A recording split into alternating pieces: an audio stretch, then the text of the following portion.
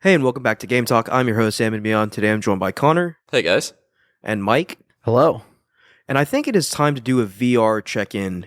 I know, Connor, you've been really into VR lately. You've been playing a lot of VR games. You just got a Quest 3, right? Yeah, I was actually, this is a funny story. I did not mean to buy a Quest 3. I had seen online that you can get a Quest 2 right now very cheap, like sometimes as low as $100 for a Quest 2 used. Because VR is one of those things people have a tendency to buy and then kind of fall off of.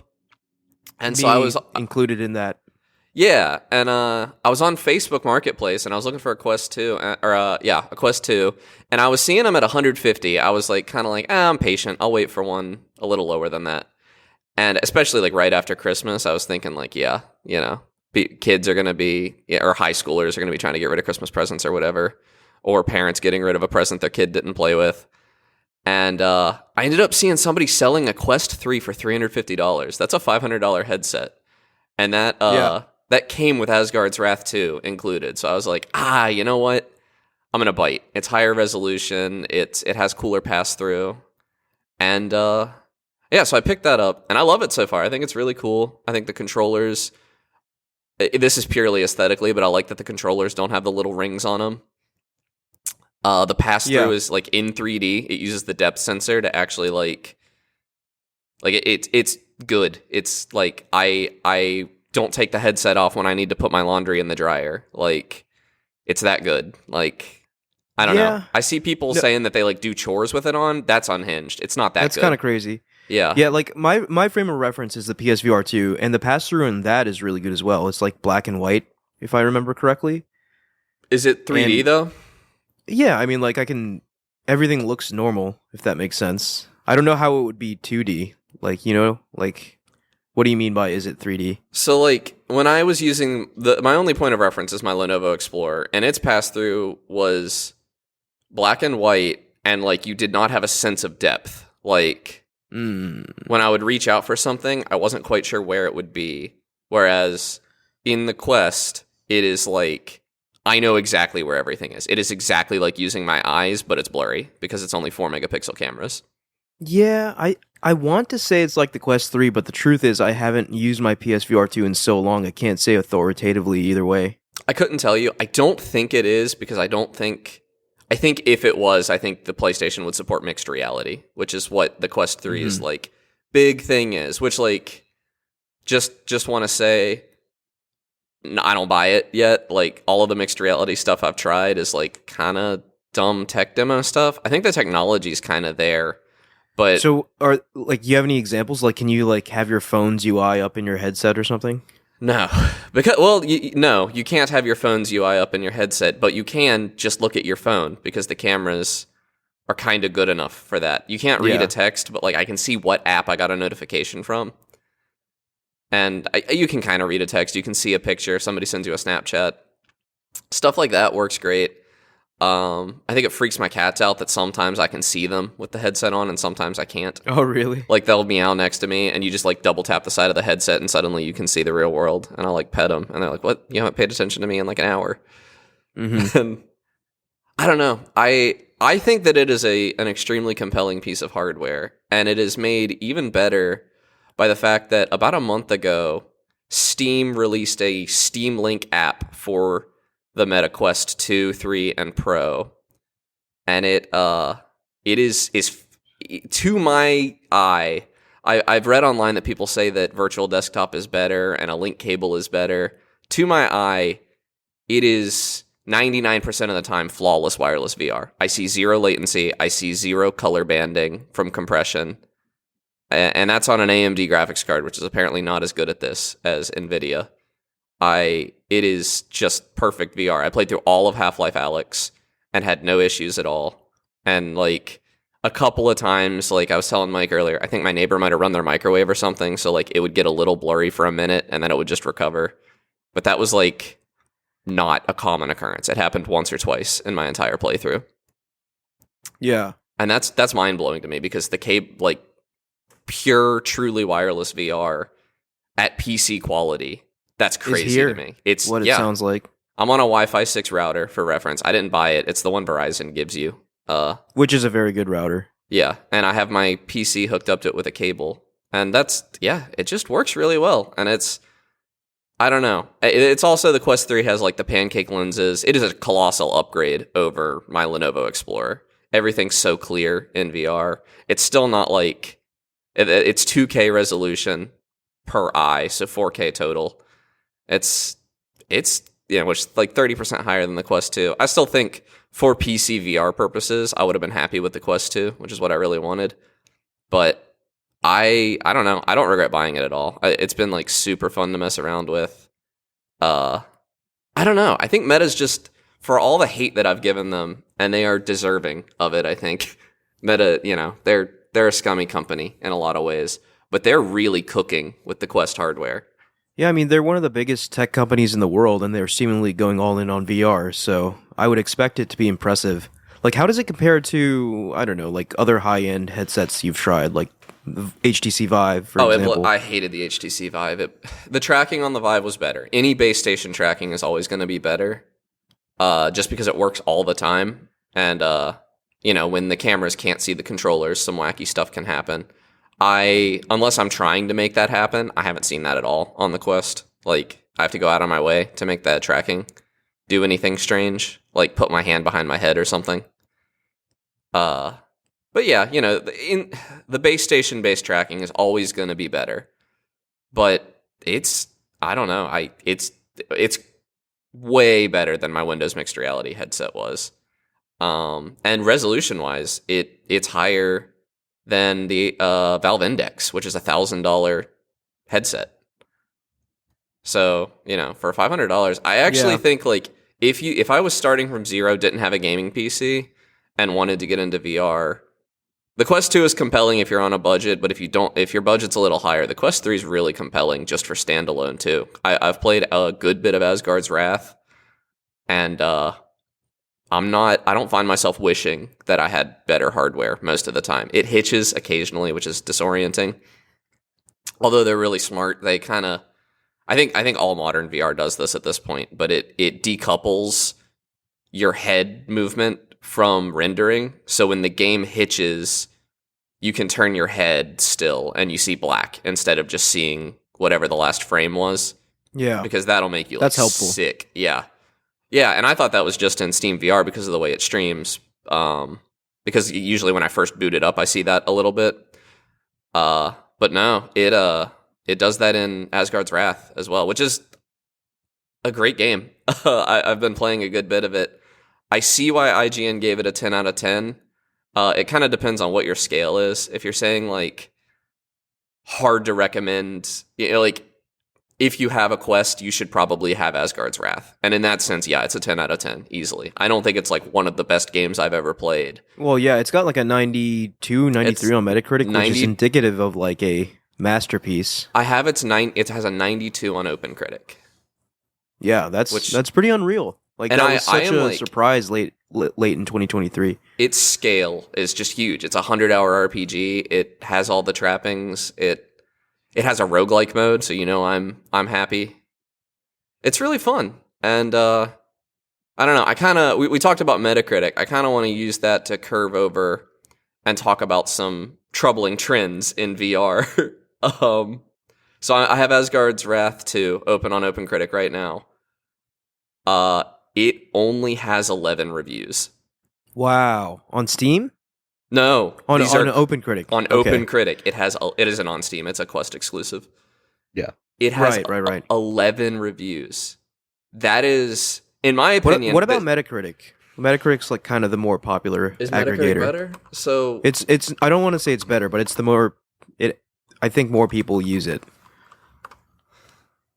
But don't they aggregate it themselves?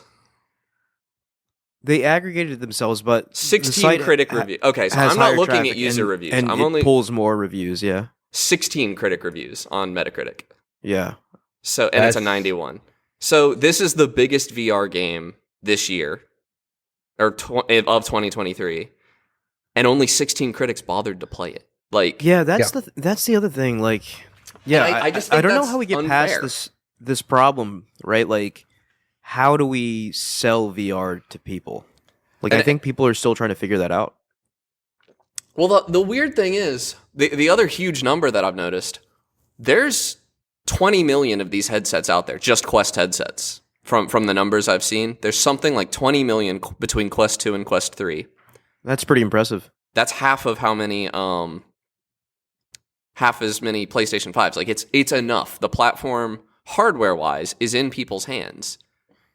I genuinely think it's a failure of mainstream games media in part because the VR ecosystem of media is like wholly separate from gaming. Like, none of the big gaming YouTubers or gaming news or tech news YouTubers that I follow have anything to say about VR at all outside of hardware. They'll talk about the new Quest when it comes out. They talk about the Apple Vision Pro. They talk about the Index and stuff, but none of them talk about the games at all. And so it's like a huge blind spot. And I've gone in and I'm like, all right, well, let's look at some of the, who is talking about this stuff. And it's all like pretty small YouTubers. It's all, and as a result, unreliable. Like, I don't trust any of what these people are saying to me because they don't have they're not IGN. They're not that I trust IGN that much, but they're not IGN. They're not GameSpot. They're not, they're not proven. Yeah. Yeah. It's entities. Like, am I just going to watch a review from some random guy? Like, it's not. My take on this is that, like, it sounds like the games are there, but I think for something to really blow up in 2024, it has to sort of go viral, right? And I don't know if that could happen. Well, that did happen with a single player game. Yeah, it wasn't a single player game. It was Gorilla Tag. Gorilla Tag is extremely viral, and it's, I believe, the most profitable game on the MetaQuest. It's also on Steam VR. So what is? This is the first time I'm hearing of Gorilla Tag. That's not surprising to me. Gorilla Tag is it's a fun little game that is essentially you play as a gorilla, and the way you do locomotion in the game, which is just to say the way you move around, is by using your hands to fling yourself. Your legs don't do anything in the game. I will add, it used to be a free game, and there was a big controversy when all of a sudden it costed $20 now. It's $20 on Steam. It is still free on Meta. It used to be free on Steam. Yeah, they did that because I guess people were spoofing accounts to get around bans. Yeah, something bad happened. This is an extremely popular game with kids. And weirdly, it doesn't make me motion sick. I think because you're actually propelling yourself with your arms.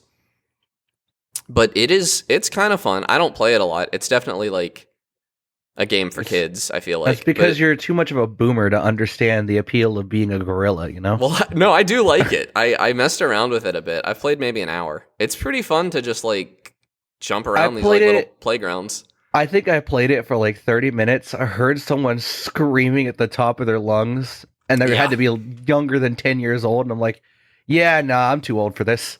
Yep, and didn't put it down uninstalled. I heard a lot of N-words, being slung around and stuff. It was an old school Xbox lobby situation. Multiplayer gaming has never changed. Yeah. But it's interesting. It's an interesting game. Its monetization is good. It's a simple game. And it blew up. I had seen this game on TikTok. I'd seen this game on YouTube Shorts and stuff. And it did blow up, and I imagine this game sold a lot of Quest headsets. I don't doubt that for a second.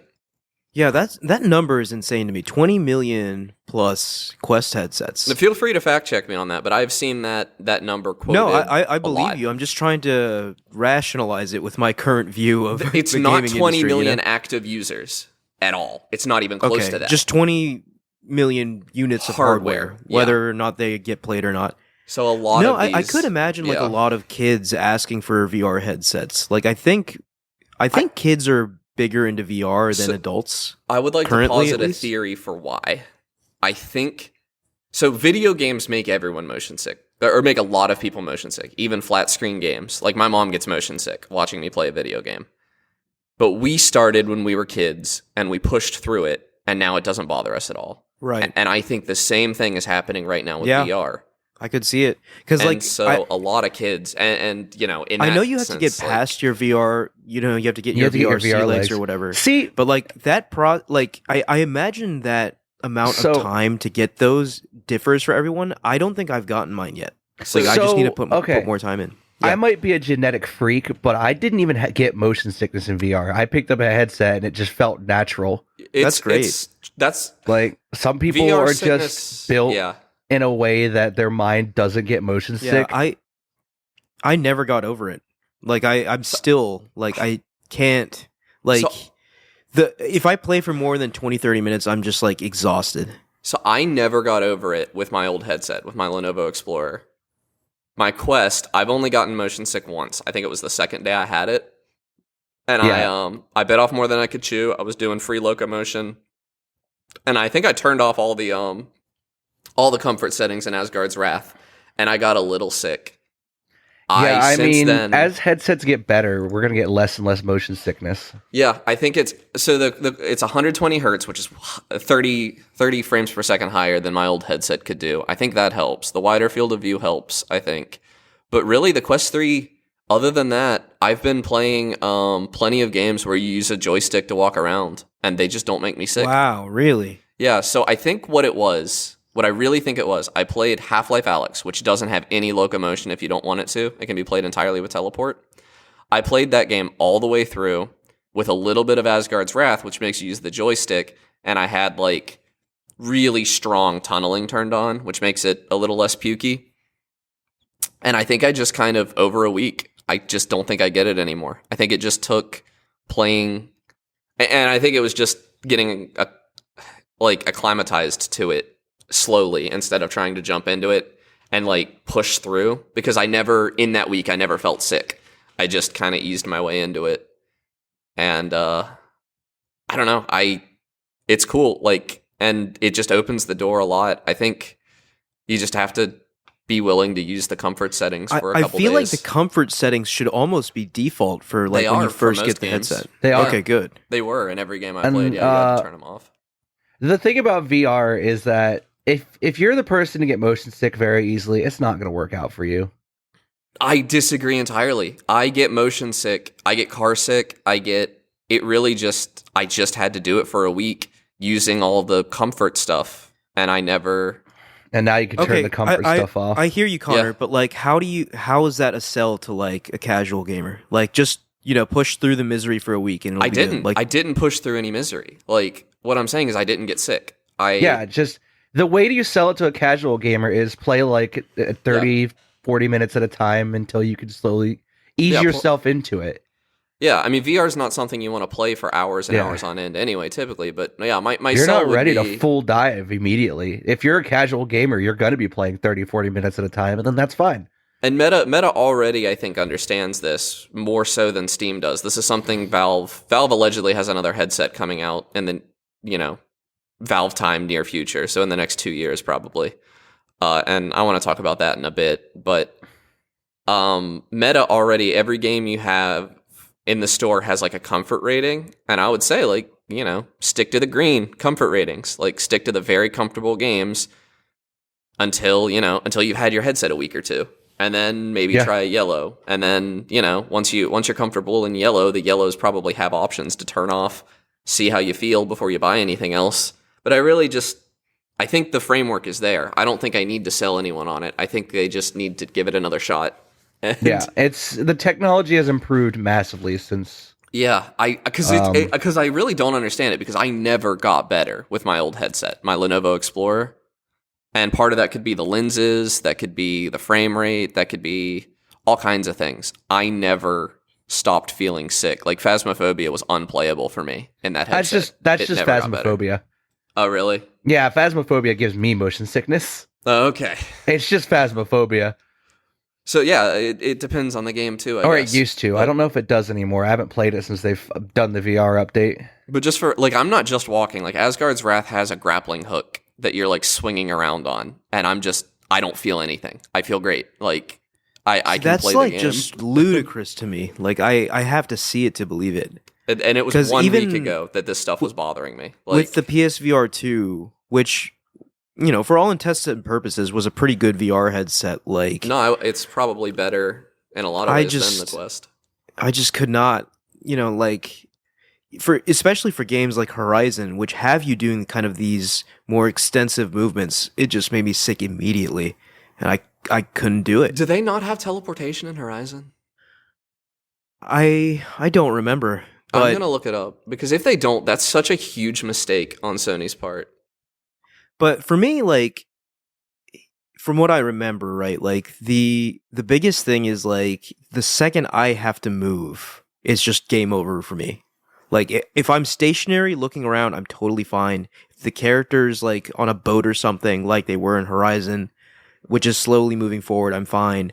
But when you give me control and you ask me to move forward, there's just a disconnect there where like I'm not moving in real life, and yet I'm moving forward in the game. Yeah, that's how That I was just too. breaks Yeah. me. That made me so sick. Yeah, no, Horizon has no teleportation. So yeah, that's an insane call from Sony. That's a mistake. Yeah, that's Because crazy. teleportation, what it does is you just like I only ever move with my head and with my feet when I teleport. Like in a game like Half-Life Alyx, you point to where you want to go, the whole screen fades to black and then fades back in and you're in the new spot. Yeah, There's no and movement. I have played VR games with teleport, and I enjoy that option immensely. Yeah. Like it does sort of, I guess it detracts from immersion slightly, but the enhanced immersion just from being in VR, I guess, makes up for it. No, I did not miss being able to walk around. If the game is designed around it, like Half-Life is, I didn't miss it at all. And you know, even now I can move with the joystick. A lot of games still use teleportation to replace things like jumping because jumping in VR sucks no matter who you are. Yeah, but just talking about this has kind of gotten me curious to explore VR again. I think I should probably check out Resident Evil 4 in VR. I've heard very, very good things about the Resident Evil games, Is like that- 4 and 8. Is that out yet? I think so, yeah. Resident Evil 4 VR has a port on the Quest. I didn't know that the VR mode on PS5 was out yet, which again, PlayStation funded that mode, so it's not coming to PC, which is so frustrating to me. Yeah, it's so annoying when PlayStation will fund an exclusive VR and then I won't ever get to play it. It's 'Cause not, they did that it's with not never. Like, Hitman came to PC eventually. It's just Capcom Well, they did it doesn't to seem real Project Wingman, and I don't think Project Wingman's ever going to port an entirely new campaign to PC. Oh, I don't think the campaign got ported, but I think Project Wingman has VR support on PC It does. It had Yeah. native VR support. It's Okay. just that they See, introduced a that's- PlayStation VR exclusive, like Project set of Wingman is 6 like missions. a jet fighter game, right? Yeah. Yeah. Yeah, man, like that in If VR. that is less likely to make you motion sick than you would think, Amid. Because you're Because- seated in Because game. you're seated, yeah. Yeah, and you have like all these anchor points, and that's No, something. that's fair. I remember playing. There was like this Star Wars game, and it yeah. wasn't really a game. It was like an hour-long Oh, demo yeah. kind of thing, and it was really, really cool. I really enjoyed it, and that was on PSVR 1. So They made a game. and they I made did a double full check. game. Resident Evil 4 is on PlayStation, the Okay. VR mode. So is 8. So is 7. So I'd love there's to some hear really, how that is. really good games with allegedly really good VR implementations as well. So Yeah. maybe I'll give 4 a whirl in VR. I'm not a huge fan of the VR mode in a game that's not originally for VR. I just haven't been real impressed. Like Skyrim had it, Fallout Yeah, had it. but I've I- not been I- Well, that's I because do- those it- were bad ports. Those are It bad does VR sound ports. like developers have gotten much better at creating VR modes for non-VR games. Like, See, like I've heard Project nothing but praise Wingman was for a native Resident Evil. VR. Well, games Yeah. like Project Wingman, it just makes sense because I don't Yeah. need to be able to interact with stuff with my controllers. I would be perfectly like Star Wars Squadrons is the game that's basically the full game of what you were talking about, Ahmed. It's a full Star Wars fighter pilot game that has full VR support, and it's amazing. It feels so good yeah, to play. on paper, that's rad. Yeah, it was so cool, and it was actually kind of a hot, a contentious addition because playing in VR gave you a colossal advantage in multiplayer because you could look up and you could look left and right. You had Yeah. a significantly improved situational awareness over someone that wasn't in VR. And that's awesome. I really like that game. I actually haven't tried that on the Quest yet. I played that a bit on my Lenovo Explorer back in the day. So just to revisit the Quest for a minute, like, do you have to fiddle around to find a sweet spot? Because I remember that being really annoying with the PSVR. So what I've heard is on the Quest 2, which is still on Fresnel lenses, I've heard that the sweet spot can be a little tricky. The Quest 3 has what's called pancake lenses, which are more expensive, kind of a more premium, like much more clear. I had a little bit of trouble. I found it very quickly, finding the sweet spot. But my real problem was the original headband, which this is another issue with the Quest. The original headband that it comes with is god-awful. I bought a replacement like day 3 or something, and now I don't have to fiddle with it at all. I put the Quest up to my eyes. So is the replacement still like a Meta headband, or I went was it a third party? No, Meta charges like $70 for their Elite headband, and it's not that good even. So no, I didn't buy that. I bought. I actually am not going to plug the headband I bought. It had an external battery, and generally that experience has been pretty poor. I'm actually going to return it and just get a normal headband, I think. Interesting. So the headband basically just positions it on your head better, or what else does it do? Well, it's just the one that Meta gives you is just a strap, like a really cheap like Velcro strap. I don't know. The one I bought has hinges and plastic that holds it much more stably, and also like a wheel in the back to screw it on, like to tighten it, and all of that just, it gives me more precise control over where it sits on my head, and it's more cushioned and more comfortable. Like I can get it a little tighter while still being comfortable, whereas the old headband would, like it had hard plastic on it that would hurt my head if I tightened it. Yeah. I guess also a question is head comfort and like aerodynamic. Like is it air conditioned in there? Like is it airy? Like I don't do you find get all sweaty? I haven't been getting real sweaty, but I haven't like played a bunch of Beat Saber or anything. It's like a mesh fabric on the cushion, so I don't think I'll get real sweaty or anything on it. It doesn't seem to get real hot when I'm playing. I think they direct all the heat to the front panel because I have touched it and it gets hot when the thing is running. Yeah. It's pretty comfortable now that I have the new headset. Or the new head strap. The one thing worth noting about the Quest 3 is that it is like really small compared to the Quest 2. It's like it's a little heavier, I think, but it's closer to your face, so you don't feel the weight as much, which is cool. That's good. Yeah. Because I think I'm just like extra sensitive because even when I'm like back a while ago, like many, many years ago, I had to wear glasses. And even wearing glasses bothered my face because I just didn't like the weight of my face. So maybe my face is just extra sensitive. You would probably, there are replacement gaskets you can buy that are more comfortable. And that's kind of how they get you with Meta. They cut if you're going to cut corners, those are the ones to cut, in my opinion, because they can be replaced by third parties. And I think those are the serious corners that they cut releasing the Quest 3, because it is genuinely a very high-end headset. I mean, for $500, higher resolution than the Index is kind of crazy. And, you know, all the pass-through and stuff. But yeah, the head strap and the face gasket are nothing to write home about. But I don't know, comfort-wise, like, once I'm in it, I've been playing VR, you know, till the battery dies a few times, which is like 2 or 3 hours. Which is probably a good thing, 2-3 hours in VR rather than going over that. Yeah, I don't know. I think I would play longer if I could sometimes, but like on a weekday or something, 2 or 3 hours is fine. That's plenty of time. Yeah.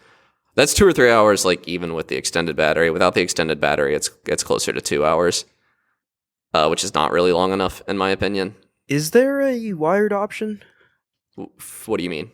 For the Quest 3? Like to plug it into a TV? Can you plug it into your PC or something? Yes, there is a Quest Link, which is just a USB-C cable. So then you wouldn't need to worry about battery if you do that. I don't know. I don't think you would. You could also just plug into an outlet and with a long cable and not have to worry about battery. Yeah, there are options. Okay, so, that's cool.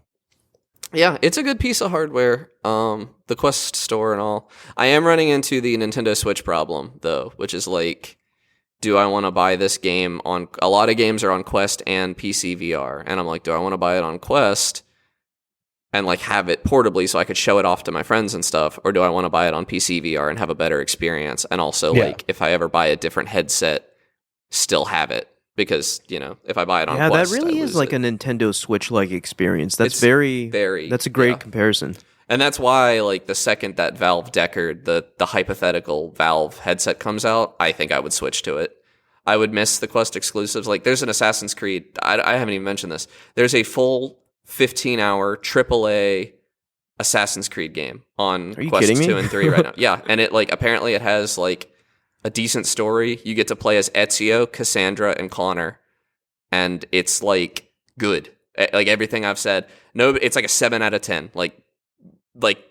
Perfect Assassin's Creed score. I mean, that's really cool, but like the more flabbergasting thing to me is how have I never heard of this or any of the other games you mentioned for that matter? It's like, such a colossal media failure in my because like what is Meta gonna do? Like we are the most plugged in to gaming people. We have a podcast and we don't know this. We stuff. didn't know half of this stuff. Yeah, like that's VR has an exposure problem. I want to say it has a huge exposure problem because I think after like that initial boom when we did our episode on it, what was it, like 3-4 years ago? 2020, I think. Yeah, I whipped out the headset again to play Phasmophobia. It was a while ago.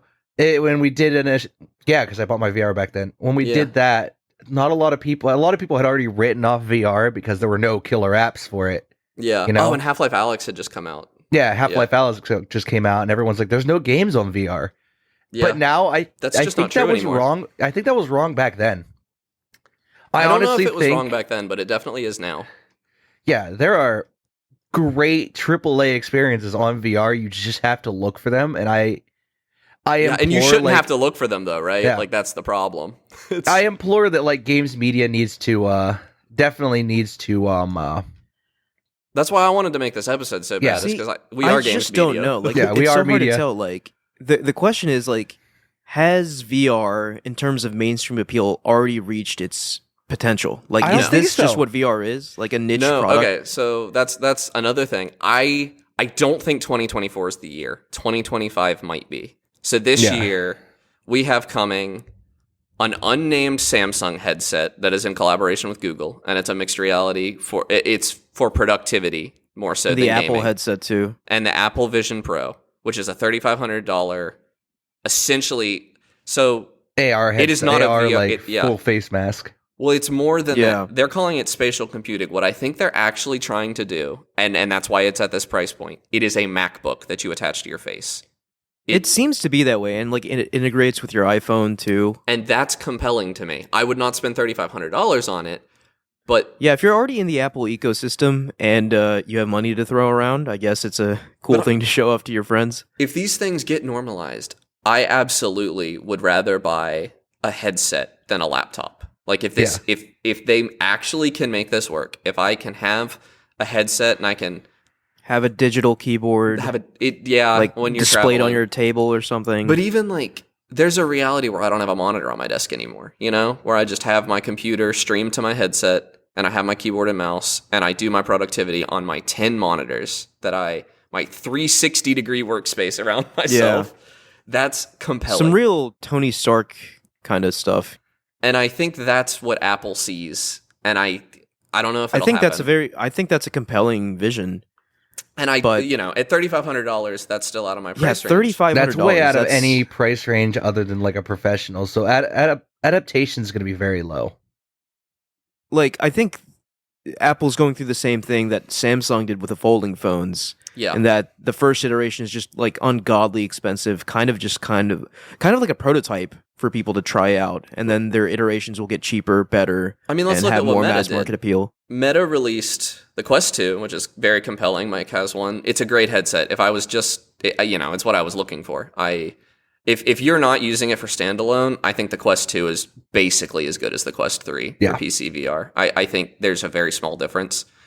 For standalone, the Quest 3 is going to run better. But what Meta did, they released their Quest 2, widely loved. A lot of people loved this thing. They released the Quest Pro at $1,000. Very steep. Not a lot of people bought this thing.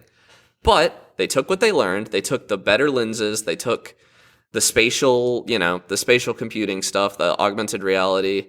They took, a lot of things they learned from that, and they put it into the Quest 3 for $500. And some of that stuff is arguably better on the Quest 3. And that's what I'm hoping happens. That's why I'm saying 2025 is when some of this stuff could really pop off. That's when I suspect the Valve Deckard is going to come out, which is Valve's standalone wireless PC VR headset that's just going to be Steam VR. It's going to be a Steam Deck VR, essentially, is what the theory is. There's no actual announcements for this. This is all people reading Valve's patents and data mining and stuff. Yeah. But it makes sense, they just made a Steam Link app for the Quest, which feels like they're prototyping that technology in someone else's ecosystem. I really think this stuff could pop off soon. It just and something helping VR, unlike other gaming offshoots, is the non-gaming applications. Yes, like you said, there's so much productivity boosting potential with these things. They're like, imagine like a Google Meet but in VR, and everyone just meets with their avatars or something. Well, even more, like the Quest 3's pass-through is good, but it's 4 megapixel cameras. If it was actually like better cameras, then I could see myself like wearing that and having a video playing while I'm doing something. It is actually that close. Like it's very close to being good enough for that. Yeah, which means we'll get there soon. Yes. Like that also, tech is coming. I want to show you guys. Have you guys seen the big screen beyond? Because this is another separate direction tech has been going. I'm going to send you guys a link. But it is for our listeners at home. It is a headset that is roughly the size of a pair of like swimming goggles, and it's awesome. Like 100 grams, it's maybe 150 grams. It's extremely light. It's OLED screens. It's a little bigger than swimming goggles now that I'm looking at it, but it's extremely small. It's so small that they don't have on their head strap. They don't even have anything going over the top of your head because it's so light.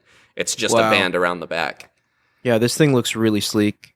It's $1,000 just for it. But again, the fact that the technology exists... This is how I see VR going in the future. Like, smaller literally. Form factor, packing the same punch. Like, and it needs to be OLED. And it needs to be OLED. Because the LCD screens are noticeable on the Quest 3. It is... You just don't see blacks. Oh, I didn't realize Quest 3 had LCD. They're all LCD. Even the Valve Index is LCD. The big screen, I think, is the only OLED one I know of. Well, PSVR 2 is OLED. Oh, really? Okay. It makes a huge difference. It's just really hard. It is very beautiful. Yeah. That's very Ready Player One level, like... Yeah. VR. And these are consumer... So you know what's even crazier? That's so cool. Wow. They, you have to do a 3D scan of your face on an iPhone and send it to big screen. It's 127 grams. On your you have to 3D iPhone? It or has just to be an smartphone iPhone. In general? Okay. It has to be an iPhone because it uses the depth sensor. And get a 3D scan of your face and send it to them, and they make a custom gasket so that zero light can get through. Because the OLED screens are not bright enough otherwise. It's very hard to get an OLED bright enough because the lenses, for one, the screens are like the size of a postage stamp, and they're blown up with the lenses to be bigger to fill your field of view, and you lose a lot of luminance that way. So they have to have very bright screens in order for this technology to work. And that's why OLED is difficult to do. But I think for me to upgrade from the Quest 3, I'm going to need OLED. I'm going to need eye tracking for foveated rendering. Quest 3 doesn't have that either. And foveated rendering and eye tracking are useful for so many reasons. Like, yeah, those are two additional features the PSVR 2 has. Like, that's what I'm saying. Like, yeah, if Sony just puts out some compelling games, this thing could really be... Yeah, they're cooking with the PSVR. Yeah, and they are. The hardware is cooking. The software, I don't think, really is. But... I don't know. A lot of the games... Like, I have been obsessed with a game called the Light Brigade, and it's out on PSVR. A lot of the games that are coming to PC right now are also coming to PC VR. And PC and PlayStation both get a lot of Quest ports. See, man, like, could this also just be, like, this seeming dearth of gaming options, could this also be the communication problem? Maybe the games are there, and no one's playing them. You've never heard of the Light Brigade. Or no one's Brigade. talking about them. I'm certain and it's like, it's super fun. It's like this World War I style, so, like, you're actually, like, the guns are World War I style, so they have all the quirks of an older gun, and you have to actually manually reload them, and, like... It's super cool aesthetic. It's also on Quest, so the graphics are like kind of low poly and stuff, but it works. It's a really good, compelling art style, and it's just really fun game, roguelike. And it's on PlayStation VR, and you've never heard of it. Like, yeah, And that's just such a huge problem. And I a don't know how lot to of it fix. is on Sony. Like, I have to say it, a lot of it is on Sony because these games exist in their marketplace. Every time they have a showcase, they have a little sliver of a VR section where they quickly flash games. They don't dedicate enough time or effort to really talk about these games. So, it's like if you don't really care to sell them, why should we buy them, kind of thing. It's not just Sony though. Like I've been looking at the and this is very frustrating to me. Looking at like the top games on Steam for VR titles. Hitman World of Assassination is the first one I see. Not a very good VR implementation. Really? Okay. In my opinion, the world's just not interactable enough. Like it feels super interactable when you're playing it like on a flat screen. But once you're in VR, like you can't pick up the cups on the counter, like you can't Right. Just a lot of stuff you can't do. The Forest, not a VR game. Tabletop Simulator, probably pretty good, but not a VR first game. Subnautica, not a VR first game. Pretty bad VR implementation.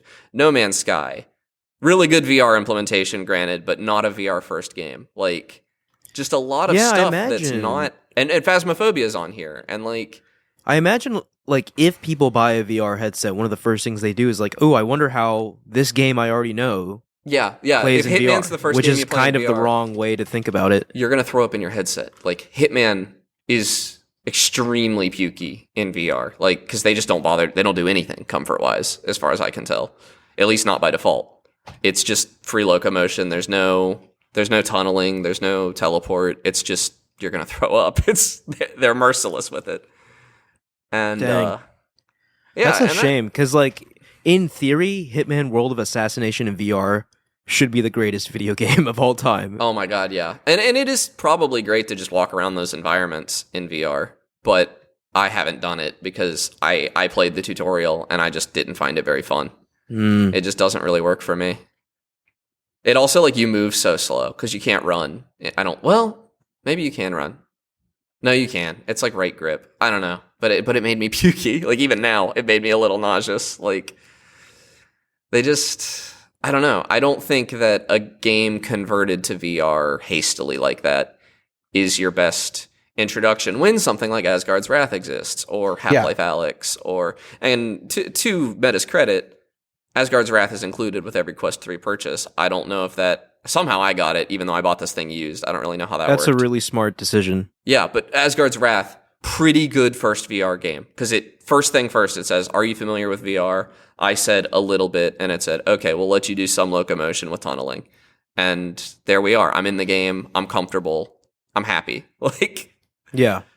I don't know. I want, obviously I really want this stuff to succeed because I think it's really fun and cool.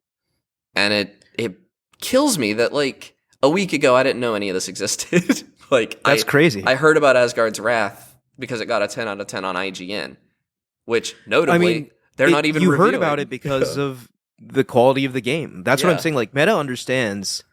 Like, I totally understand why Asgard's Wrath 2 is an exclusive. Like, they need exclusives to sell headsets.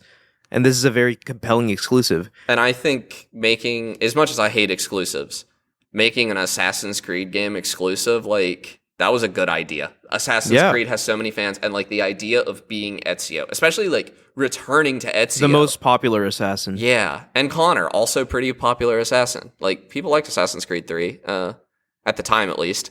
At the time. And Cassandra, like, they really had something for everybody. Yeah, she's probably the next most popular after Ezio, honestly. Odyssey was hugely popular. And, like, to be able to step into that, like, I've seen people play it, you actually have to, like, extend your wrists to get the blade to come out. That's sick. All the parkour is in the game. It's an open world. Like, it's an Assassin's Creed game. Except, and even better than just being an Assassin's Creed game, people have said this as a bit of a con, but it's a pro to me. It doesn't have all the bloat. It doesn't have a billion. Oh, that's fantastic. Yeah. It's just the main story, and then there's, like, some parkour challenges that are fun in VR, apparently. And I will probably buy this game. It's only $40, like, for a AAA Assassin's Creed game. Yeah, I wonder what other exclusives Meta has, because just those two alone are pretty compelling, I think. Yeah, I don't actually know. I mean, I can look at, like, the top games on the Quest. Also, got to give props to Meta for having such a good app. I can, like, install games and everything from my phone without ever putting on the headset. That's just handy. Yeah, that is super good. Among Us was an exclusive. Among Us VR was exclusive. I don't think it is anymore. I'm pretty sure it came to PC. But that was developed right here in Pittsburgh. That was Shell Games developing that. Yeah, that was Shell. Shell's been doing a lot of VR recently, haven't they? Oh, yeah. I also want to give props to the entire I Expect You to Die series. I was going to say... Yeah, they pivoted to VR very early. I think they were Among doing... Us VR probably is going to be Shell Games is one of their biggest games. Like, that's going to be huge. Weren't they doing educational games when we went to that open house all those years ago? That was their main thing. Like, they were starting to do VR, but educational games was their thing. And now I think they look like they pivoted full-time into VR.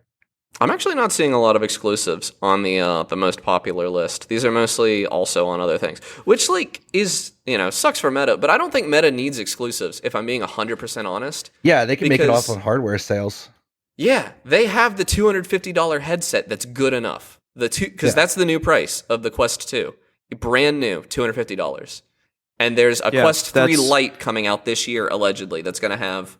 It's probably going to be like $350, which is what For price and what that hardware is packing, I don't think there's a better deal in VR. No. Insanely good deal. I mean, that would be a good deal for just a PC VR headset. But to have the standalone stuff as well, to have you can go take this and play it at your parents' house when you travel or show it to them and blow their boomer minds.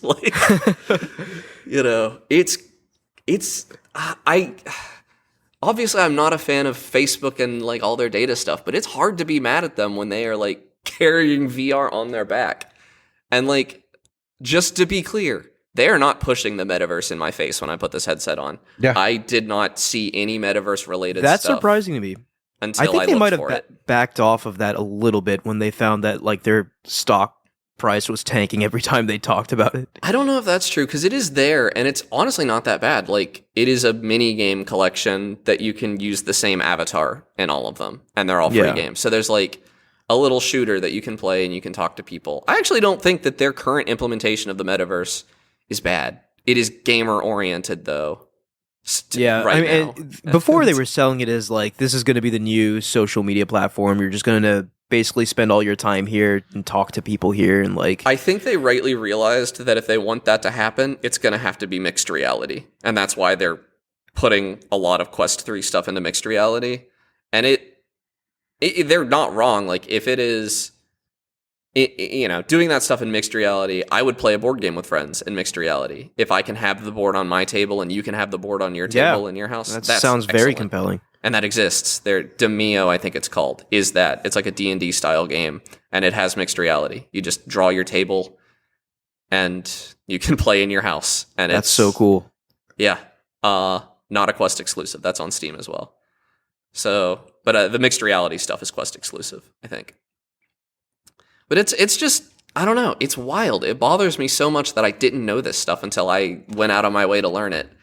I feel it just feels like such a weird hole because we're insanely plugged in on gaming and I just didn't know all this stuff. Yeah. I mean, if we don't know this stuff, I think it's fair to say the majority of gaming enthusiasts don't know it either. VR has a huge evangelization problem right now. I didn't even, it's so weird because I actually know more people that have Quest headsets than have PS5s off the top of my head. I know Mike. Yeah. I know one of my exes has one. I know my buddy Zach has one. And I know my friend Brock has one. And you're the only PS5 owner I know, Ahmed. Yeah, well. I mean, no, that's just anecdotal. It's purely anecdotal, but the fact that I know so many people that have these headsets, and these are people that don't have gaming PCs. Some of them don't, they don't have modern consoles at all. They opted for VR. And that's interesting. And it is, the Quest, Asgard's Wrath, when I'm playing that, I am not missing hardware. It is running at 90 frames per second, I think. It feels like 90 frames per second. I know it's not 120. The graphics are good enough. I mentioned there were some PS2 graphics looking areas. I only ran into that once, and it was weird because it wasn't a particularly big scene with a bunch of stuff in it. It was just a hand, and I could really see the polygons on the hand. It was a giant hand. Maybe it was a rendering issue? Yeah, I think it might have been a bug. It was very strange because everything I've seen since then is maybe if I like bent down and looked at it, I could tell that the textures were a little muddy because it's like a 13 gig game running in, 2K, it's 2000 by 2000 per eye.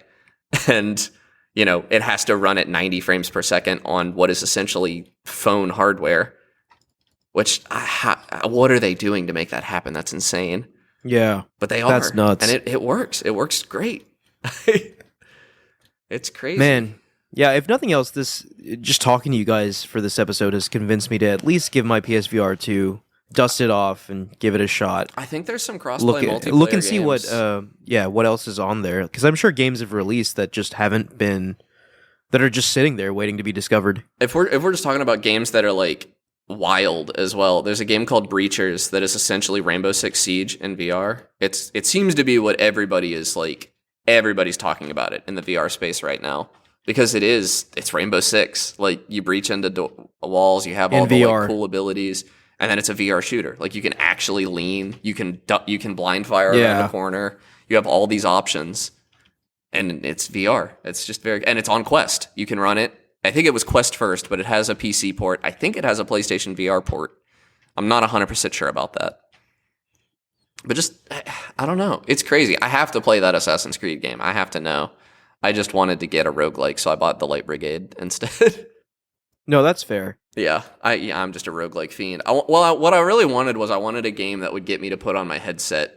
Like, I didn't want to buy a 15-hour game. I wanted to buy a 100-hour game, Like, I wanted something that gets me to put this thing on for a while. Yeah, I think, that's a good way of putting it, because I think that's my biggest problem, because every time I try a VR game, I'm just left saying, okay, that was cool, but I have no desire really to ever play it again. Like, I'm not hooked. That's the problem. Like, a VR game has yet to hook me. Half-Life Alyx is still the high watermark for VR. Nothing I've played has come even close, in my opinion. The closest is probably Asgard's Wrath, and it kind of gets points just for how big it is. It's a 100-hour RPG. Half-Life Alyx is just insane. Would you agree with that, Mike? Yeah, it is the killer app right now. Yeah, it's just ridiculous, and it's only on PC, which is kind of a shame. Yeah. I'm shocked it didn't get ported to PlayStation, because Valve and PlayStation used to have a very good... It could still happen. It could. I think they were trying to get people into the Steam VR ecosystem, though. I don't think of things on PC as being exclusive, because it's usually just the default, and like porting it to something else, and then, I don't know. I don't think of PC exclusives, I guess. But I think Half-Life was intentionally that, to try to sell index headsets, to try to get people... Much like how Half-Life 2 got people into the Steam client ecosystem, they wanted to get people into Steam VR, and it worked. There's like 1 million indexes out there. I think there's a lot. I haven't looked at the Steam hardware survey. Well, I guess when you compare it to conventional hardware, 1 million doesn't sound too impressive. But if we're going VR only, which I think we should, right? VR is still very much growing technology. 1 million people buying $1,000 headset. That's crazy. That's like, is my math right? That's $1 billion. Like, yeah, like, that's wild. So, but yeah, I have to keep going back. That 20 million number is crazy. Yeah, crazy. No, there's enough of these headsets out that I think if you could make a like, what VR needs more than anything else is a YouTuber. It needs Lethal Company. It needs a kit. And it needs to be... I very much agree with it. It needs a viral, TikTokable multiplayer kind of game. And it can't be the Lethal Company VR mod. It needs to be a game that you have to have a headset to play. Yeah. Yeah. So, and multiplayer I really think that game is coming. Like, it has to be coming. Oh, it's in development right now. I wouldn't be surprised if it comes out this year. I guarantee... I don't think 2024 is the year of VR, like I've said. I think 2025 is way more like... Well, I kind of think we missed the year of VR. There's 20 million Oculus Quest headsets out there. You know? No, I got you. But like, it's still... Something's missing, right? VR is not... Yeah. It's not as big as it should be. Well, I don't want to say should be. It hasn't reached its potential, I don't think, yet. It needs to get a little cheaper, which I think it is. I think the Quest 3 Lite is going to be huge. That is rumored to come out this year. It's going to be a Quest, all like the most important Quest 3 features, the mixed reality and stuff, but not $500. I think that's going to be huge for a lot of reasons. Just, because I still wonder if the Quest 2, I haven't played any of the standalone games in the Quest 2, but I know a lot of them run at 72 hertz, which is awfully low for VR, in my opinion. Yeah, I think 90 should be a minimum for VR. Notably, the Quest 2 runs in 120 if you have it connected to a PC, by the way. It runs at the same refresh rate as the Quest 3. Yeah, so if you're looking for a PC VR headset, you really can't do a whole lot better than the Quest 2 at $250. That's crazy. Yeah, I don't know. I wouldn't be surprised if there are one AAA VR game coming out this year from like a known franchise would not surprise me. Neither would 2 or 3. Like I with the amount of money Meta's pumping into this, I can't imagine Assassin's Creed is the last one we're going to see. Oh, absolutely not. Yeah. Yeah, from what I'm hearing, like the hardware, like obviously the hardware is always going to get better, but it's in a solid it's in a solid spot right now. We just need a killer app, which is kind of what we talked about every time we bring up VR. Like it definitely sounds like there are killer apps like I'm not actually sure the killer app is what we need. I think what we really need is like we have the killer apps and then we have the tech demos. I think we need a lot of compelling 7 or 8s out of 10. Like I don't know, Assassin's Creed Nexus. Like my opinion is we still need like it's maybe the opinion that of was the someone wrong who hasn't terminology. played Like Half-Life Alyx. we need a well, that's true, but like that's the thing. Like Half-Life Alyx is a single player game. We need something that can generate viral stuff. Yeah, viral. Yeah, I guess we I'm need not an thinking of Among that as Us. a killer We need app, a 'cause Lethal I don't Company. I don't think that needs to be that good of a game. It needs to be a funny, like, Yeah. And Gorilla Tag was that in a lot of ways. Gorilla Tag's like, it has over 700,000. Because I think that's kind of the Trojan horse. That'll get people into the ecosystem. Yeah. Like, they'll have their fun with that game, whatever it ends up being, and then they'll look around and say, oh, here's Half-Life Alyx. Oh, here's Asgard's Wrath. Oh, here's Assassin's Creed. Oh, here's all these other games that I've never heard of. Yeah. And that's how VR sort of catches fire. The MetaQuest is a really important part of the PC VR ecosystem as well. 40% of PC VR players are on Quest 2s. It's the most popular PC VR headset, followed by the Index, I think, which is like 10%.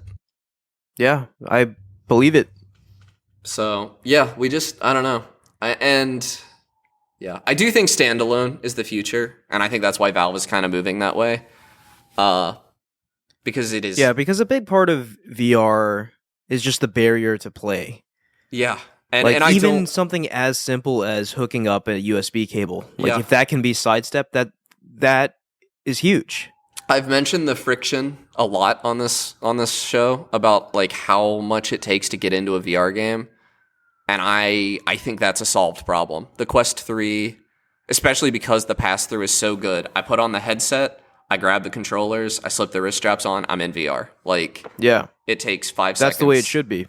You know, and the fact that I can put the headset on first is really nice, because having those, I don't want to be like having the controllers dangle off of my arms like I had to do with my old one. The good pass-through is really important. I don't know. The tech could get smaller, it can get lighter, that's all nice, but it's to the point now that it's like, I would recommend it to anybody who's interested. Yeah, Grab a you Quest just got to 2, get people in. That's the current issue, I think. We just got to get people in. And obviously we still have plenty of people in. 20 million is not a small number, but like compared to the larger gaming population, I would say there's more people to sell VR on. Valve is making, like, the rumors are Valve is making a standalone headset. There is no way that launches without another Half-Life Alyx tier title, and I bet it's multiplayer. It has to. I bet it's Counter-Strike or Team Fortress or Portal, which had a co-op mode. Like, it's gonna be, or maybe more than one of those two things, you know? Yeah. Also, like, Steam VR, very compelling. You can play any of your flat screen games through Steam Link. So with a Quest headset, any room in your house you want to go to, you can sit down and play your flat screen PC games on a gigantic screen, which is awesome. Yeah, yeah, that's a standard VR feature. Yeah, but it's different when it's wireless, you know? Like, that's true. Very true. I can play it in bed now if I want to, you know? I can play it I live in a 1-room condo. It's not, a 1-bedroom condo. There's not a lot of options for me, but I could definitely see, in my old place, I could see like, I want to sit in my game room and play instead of sitting in the living room or whatever. Or maybe my girlfriend is using the TV or, a lot of reasons. And I think that's something that's another killer feature I think the next headset needs to have. It needs to have just a video in. I need to just be able to plug any HDMI device or USB-C something into the headset and play video from it on a screen in VR. I think that's like I should be able to plug my Switch in to my VR headset and use it for that. I think it should be just a screen you can use, in my opinion. Yeah. Because those exist now, like the X-Real glasses and stuff that just have an AR screen in front of you. I don't think they're any good. I've never used them. But you just plug, it's like HDMI into them, and you can see it on the big screen. I think if Valve is going to release a standalone headset, that's like a must-have feature. Yeah, I think that'd be really cool to see. Yeah. One thing I do want to, I guess, give shout-outs to, I do really like how all these big tech companies are still pushing VR. Oh, because there was a period there where I feel like people could have, like, consumers and producers alike could have just walked away from VR. No, these headsets were coming out, they weren't really getting adopted, the software wasn't really there. But to these big companies' credit, they saw the potential there, and they kept pushing, kept iterating on the hardware, kept releasing software. So I think we're in a pretty good spot now. No, I think the question is just how do we go to the next level? It's also a matter of when now, not if. Like, it was definitely an if for a long time there, but like with the Apple Vision Pro, the Samsung headset, Sony has a headset coming that's not related to PlayStation. It's for productivity, and we have Pico now. That's a Chinese company that is doing basically the Meta Quest, but in China. You can't buy them in the US, but they do exist. And then Meta, like, there's just too many, and then Valve and PlayStation, separate from Sony. Like, there's too many people trying to make this happen for it to not happen, I think. Yeah. Yeah, too many major players are in the industry to not make this a real thing. And the great part is even these ones that are not gaming focused, the gaming is still going to get the runoff. Like, it's not mad, this technology works in gaming even if it wasn't designed for gaming. So right. It's exciting. It's a lot. Yeah. I don't know. I think that's most of what I had to say about it. I do have a little list here that I think like the headset needs to have most of these features, if not all. Okay. So go for it. I think in a standalone headset, which is what I think the future is, got to be able to watch a movie without plugging it into anything. That's like the bare minimum for standalone. I don't think it needs to be able to play games standalone necessarily, but I got to be able to at least watch a movie and stream to it. Got to be able to be wireless or wired. You need both options because some people are always going to want the fidelity that a wire provides or not have a good network. Got to have OLED screens or find another way to get those inky blacks. I don't notice the motion blur, but you got to have the inky blacks. Got to be light enough to be comfortable for a long play session. Needs eye tracking because foveated rendering is so important. And also, like, I think the eye tracking can be used for like menu navigation and stuff as well, which is just nice. Good enough tracking to juggle is something I put on my list. That's something we've had for a long time. The Quest has it. The Index definitely has it. I think that's kind of a given at this point. I didn't know that when I did it though, because the tracking on my Lenovo Explorer was not good enough for that. And a gasket that has low to zero light bleed, which was also a problem on my Lenovo Explorer and some other cheaper headsets, is that you get so much light bleed that you don't really have any immersion, like light bleeding in from your environment. Right. A couple other features I think are nice to have. The good pass-through, which I've moved, that needs to exist. I had that in a nice to have on this list before, but the good pass-through I'm so sold on that I think that's a mandatory feature. Hand tracking. If you're going to have a portable headset, like the Quest 3 has hand tracking so good that I don't mind navigating menus with it. So if I was going to put it on to just watch a movie in or something, I would not pick up the controllers. Or if I was taking it on a plane or something, I probably wouldn't bring controllers because they're annoying to keep. I think hand tracking good enough that you can navigate menus. and like pick your movie and whatever. The technology obviously exists. I think you got to have that. That's super nice. And good audio solution. I haven't even mentioned that. The audio solution on the Quest 3 is pretty good. Very good spatial audio. Yeah, we didn't even talk about audio. Very good spatial audio. I don't wear headphones with it. I think it would be really uncomfortable to do so because of the shape of it, unfortunately. That's interesting. So are there speakers built into the headset? There are speakers built in, and I wouldn't want to listen to music on them. They're not that good, but they are plenty good to like get really immersed into VR. I just don't think about them at all. PSVR 2 has like earbuds, yeah, which are I okay, wouldn't want that, but like I actually. would definitely prefer to not have anything in my ears. Yeah, this has a speaker right by each ear, and its spatial audio is very good. Can you speak to the Quest 2 at all, Mike? The audio is decent. It's just, yeah, it doesn't. Again, I don't even play Beat Saber with it because I kind of want the music to sound good when I play Beat Saber, and it's not that good. But yeah, it's good immersed enough in a game. Yeah, the guns sound good. I can hear footsteps, and I know exactly where everything is because the spatial audio is so good. I'd also like to have, and the microphone is pretty good for like talking to people. That's like a must-have. A headset needs a built-in microphone because I don't otherwise have, like, you're in trouble. Yeah, you gotta be able to play VR chat. You gotta be able to. Even games, I think, could do some compelling stuff with a microphone. Like, I don't know if Half-Life Alyx did this. I know you cover your mouth to not make sound at certain parts of the game, but there's plenty of reason to use the player's voice in a game to like hide and stuff. It's very immersive. And I think we're moving this way, but I think I would love to have resolution good enough to replace my monitor. That's more of a nice to have. A lot of those later ones are nice to haves, but resolution enough to use it instead of my monitor so that I could be productive in it would be huge.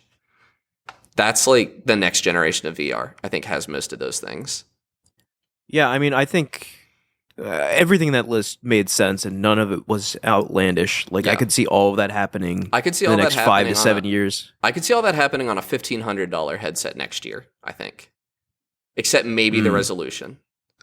I could see all that happening in the next 5 to 7 years on a headset people can actually afford. Yeah. And I would pay, once the resolution's good enough, I think I've said this on the show before, once the resolution's good enough to replace my monitor, that $1,000 price point doesn't bother me anymore. Because I'm sitting in front of a $1,000 monitor right now. Like, that's already a reasonable purchase to me. I care about what I'm looking at. But, until I can get rid of, I could sell my monitor to pay for my headset or something. Until then, what are we talking about? And plus, I don't know, on paper, it sounds fantastic, but I would have to see the virtual monitor to believe it. It's not even just seeing. The headset would have to be very comfortable for that as well. Because I don't know. My Quest 3 is pretty comfortable now that I have the new head strap on it. I still would not want to wear it for like an 8-hour workday. That'd be crazy. No, yeah. Comfort's huge. Like, it might be the biggest thing for me, honestly. Yeah. Like, the comfort has to be there. And that's tricky because the standalone-ness directly fights against the comfort. Like, the way the big screen Beyond is able to be so light is that it doesn't have a Snapdragon processor and any cooling or anything or cameras in it. I don't know that it has pass-through at all. And so they were able to make it 120 grams, versus the Quest 3 is like 500 grams. Because it has to have a whole computer in it to run games. Right. And I don't know where I stand on that trade-off. I think 250 grams is a good target and maybe, see what you could do to get there. Because obviously the lighter it is, the more comfortable it's going to be. In 100 years, we'll have VR contact lenses, and this will all sound trite in comparison. Just as a total aside, did you guys see the transparent OLED screens at CES? Yeah, those were crazy. That's like, I am curious if that's the future of augmented reality, To not have to use cameras to show the environment at all, to just use the cameras for tracking, but just be able to see through the screen. Yeah, I'm very curious to see the applications. Yeah. Like, I couldn't really think of that many, but I thought it was really cool. Yeah, I don't know. I think it's very cool. But there was some VR stuff coming out of CES, but mostly I saw the OLED and a lot of quantum dot stuff coming out of. Yeah, the display technologies continue to be better. Like, we're on the cusp of like micro LEDs, mini LEDs Yeah, micro becoming LEDs, a thing. Yeah, mini LED is pretty compelling now. I've seen some people say, once they have like 100,000 dimming zones or whatever, it's almost indiscernible from OLED. Yeah, right. Like, and micro LED Yeah, micro LED will be even better than OLED. Yeah, and that once we can make those at the pixel per inch is the thing. I still don't know how they get past the brightness issue on VR headsets because well, I guess they did. Like the PSVR, you didn't have any brightness issues with it, did you? No, I don't think so. Yeah, so From what I remember. I don't know why because it would probably save battery life too. OLEDs are more energy efficient. I don't know why the Quest 3 is LCD panels. I don't know if they're cheaper. I don't know the rules. They're definitely cheaper. Okay. But I can almost guarantee Valve's next headset will be OLED. After the popularity of the OLED Steam Deck and everything. Actually, the OLED Steam Deck is evidence. Dude, just the popularity of the OLED everything. I mean, yeah. That's the way display technologies are trending, so. Yeah. But yeah, I don't know. I think I covered most of the major VR stuff I wanted to go over. No, I'm really glad you brought this up, Connor, because I was so out of touch with all of this, honestly. Like, I've been, and it's not of my own fault, I don't think. Like, I think no one's talking about it, and it should be talked about, because it seems like VR is in a pretty good spot right now. Yeah, there's so many... I did not expect... Like, I picked up the headset. I know I wanted to finish Half-Life Alyx. I know I wanted to give some other games a shot, some Quest exclusives. I did not think that I would be in a position where there were so many games I wanted to play that I didn't want to spend the money all at once, Like, yeah.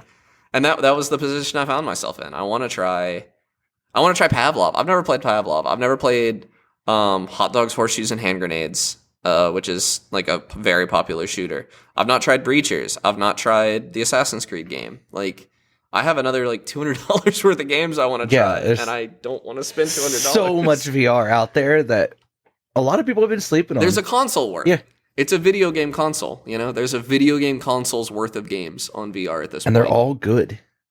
Well, they're not all good. Well, I will A lot of say, them are like, good. any VR game released before, I want to say, like, the Quest 2 is kind of inferior to stuff released post Quest 2. Just because VR has increased in quality over the years. Game design has changed, like, a lot. Like, even Half-Life Alyx is just floating hands, and most VR games I play that are made newer, they have a body. And I used to think that was silly, but now that I've played it, no, it's actually, I think having a body under you in VR is a good idea. Yeah. For sure. Reasons. Like, the floating hands, I get why they do it, but it always like Blade of Sorcery, I all. think was one of the pioneers for that body concept. That's another thing. The Quest 3 can do full upper body tracking with its cameras now. Crazy. That's not out yet. That's in like beta, so it's not in any games yet. But that's coming, and then from that, they're saying like, yeah, we're just going to inverse kinematics of the legs, and it's our results have been extremely accurate. So. Full body VR is coming too. Yeah, I mean that's almost just a given at this point. I think that's going to be in any major headset moving forward. That is inside out tracking, at least. Yeah, I don't know. It's exciting. It's really cool. I'm very excited about the future of VR after this past week. I think what may have happened, like when VR was first gaining traction, the hype around it was immense, like way more than it should have been. And obviously people want to talk about things now and not really wait for technology to develop. So people were talking about it back when it wasn't as, I guess, compelling of an offer. And now that it is, the fire around it has sort of died down. But yeah, I mean, the HTC Vive came out and there was just not a lot to play on it, even when I think, eventually something else is going to start another fire and people will be talking about it again. Even when I just not sure what that is. Yeah, I do. It's gonna be the Valve's next big headset. It's either gonna be this year Meta's exclusives coming out, or it's gonna be Valve's next headset that comes with Half-Life 3 or whatever. Like Half-Life 3 is that? It's teased at the end of Alyx. They no way. Yeah, there is a reference to the ending of Half-Life 2 Episode 2 at the end. Sounds of like Half-Life a tease. Alyx. Yeah, insane. They're definitely teasing like we're not done with the Half-Life universe at the end of Half-Life Alyx. So Maybe I it'll think live on in Half-Life VR. 3 will be a VR game, and it'll go crazy. Oh my god! I just realized something I completely forgot to talk about.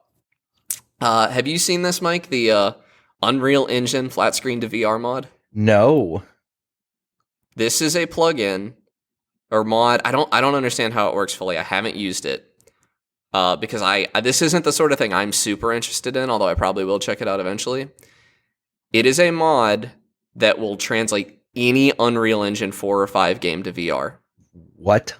Yeah, I've seen the big ones I've seen that people are really enjoying are Returnal and Jasant. But I've also seen any game that like has a gun, like they've actually this mod can actually it can like see the game structure, I guess, in Unreal, and so it can find the camera and give you 6 degrees of freedom, like head movement and stuff. That part makes sense to me. But then I guess because of the structure of these games, typically it can find the arms and actually let you control like your gun with motion controls and stuff. And that takes a little more work. Getting just the camera controls, very easy. Any Unreal 4 and 5 game.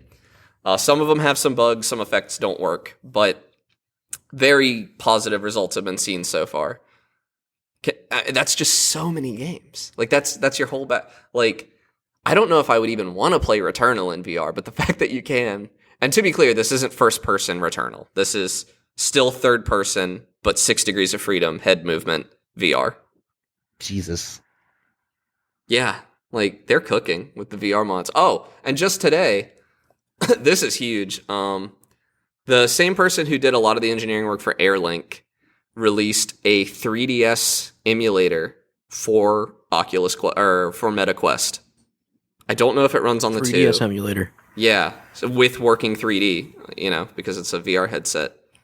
But this is important because open source software couldn't come to the Quest before this. She had to reverse engineer a lot of stuff to OpenXR.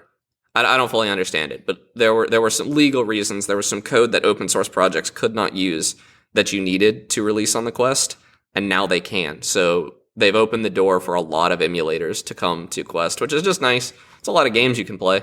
I doubt they'll really be VR games, but you have this piece of hardware that you can play Zelda on now. Yeah, in 3D. Which is nutty. Like, Ocarina of Time 3D is one of the titles that apparently works really well.